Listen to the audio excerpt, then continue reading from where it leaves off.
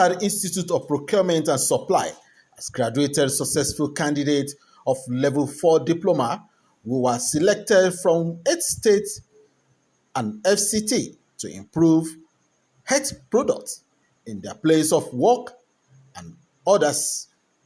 Speaking at the event, Country Director, Chartered Institute of Procurement and Supply, Pharmacist Uche, said the graduates will contribute positively to their state and the federal government in general.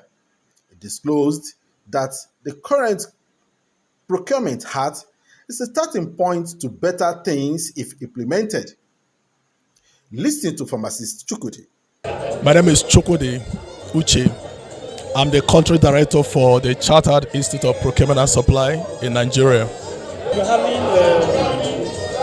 contractors who get most of these contracts and they don't supply. And the health sector of the country is very, very critical. But how do we ensure that what is being budgeted for is gotten in terms of quality? Very good. What we are doing today is to celebrate those that have graduated from our qualification program at diploma level.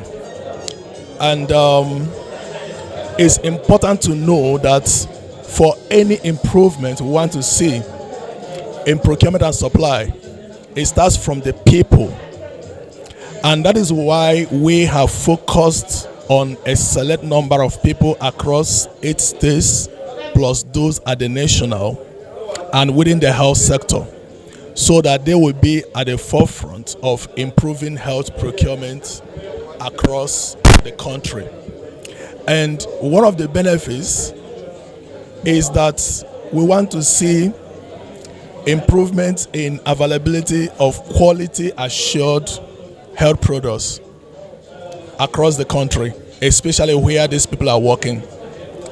In addition to that, also to impact on affordability of these health products, we've heard today that through our support, some of the states have recorded about 40 to 50% improvement in cost of health products when it comes to reduction in prices. And you can imagine the implication when it comes to people being able to access those health products, because if you look at the economic situation of Nigeria, we want to ensure that quality assured health products are available to all Nigerians. And this is when we can say we are contributing effectively to universal health coverage. Okay, so is it not time we start producing our own equipment instead of buying? What's the difference? Is it not high time we start producing our own medical equipment? Very good. Now, it's still the same whether we are importing or producing. Now, the way to explain it is, if I use the drug management agencies that we are supporting, the majority of them are procuring from local manufacturers. But what has happened is this: through improvement in their practices, they are in a better position to serve those manufacturers, starting from understanding what their need is, because you can't procure without understanding what you need to procure. Now, from there, they plan better. So they are more strategic. So if you are a manufacturer, for instance, you are not working blindly. So they are able to, in a very strategic way, help you to understand what their need, what they are going to procure when they need these health products delivered. And what that means is you can build the right capacity as a manufacturer to be able to serve them. And by so doing, you are also improving in your manufacturing, because that efficiency is translating to better capacity, and better capacity, you are having better returns on investment to invest more, to produce more, and overall is translating to the availability, affordability, and access I talked about before. So you can't remove the benefits, whether you look at it from the procuring entity or to the manufacturer. So now, what's the status of health procurement in Nigeria vis-a-vis health financing, and what is the way forward? Now, let me start from health procurement.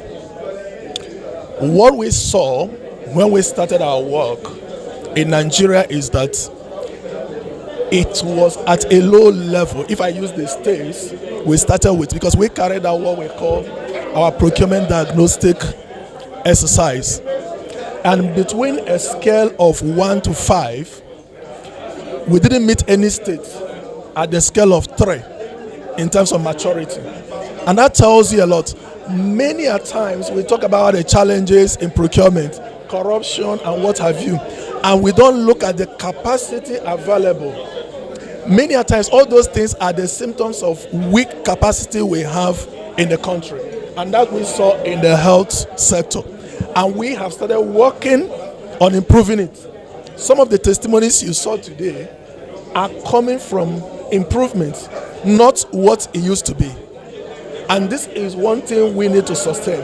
And looking at the aspect of financing, we are saying that if we bring about improvements, it will translate to efficiencies.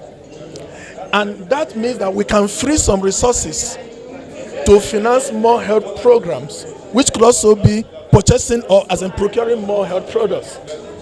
So this is how it works when you want to look at financing through the work we do. Well, does the Nigerian Procurement Act need amendment to meet today's challenges? Very interesting question. What I always say is this: the act we have at the moment as a starting point, if we implement what is there in full, we will be at above average.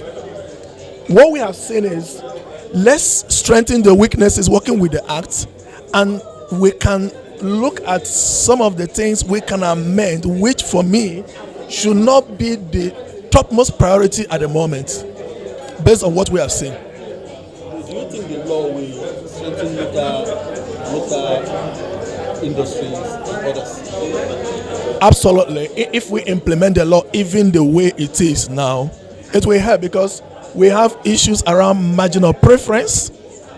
In addition to that, also we have Executive Order 3 that has also made provision for us to look at the local sources of supply. If we implement all these things effectively, I tell you we will be at above average. And transparency.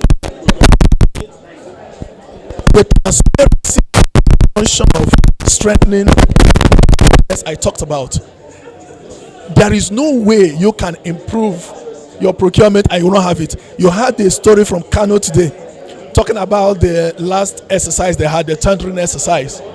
It's part of the improvement. You can't have a strengthened system and you don't have transparency, which is key in procurement. So I will advise that we leave more of the symptoms and deal with what are those things that are leading to those symptoms, which is, let's be intentional in fixing the weaknesses we have in the system, which goes beyond having the act. Like, for instance, if you have the act and you don't have qualified people who understand what ethics is in procurement, it wouldn't make any sense. You're welcome.